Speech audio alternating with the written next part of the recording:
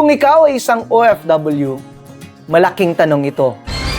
Ano nga ba ang mas praktikal? Pre-selling or RFO? Unahin ko muna ang experience ko.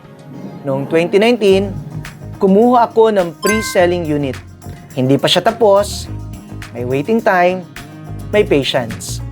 Pero, habang naghihintay ako ng turnover, tumataas na ang value niya.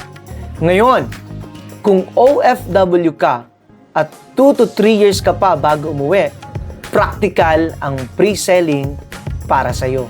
Habang nasa abroad ka, naguhulog ka, pag-uwi mo, may bahay ka na.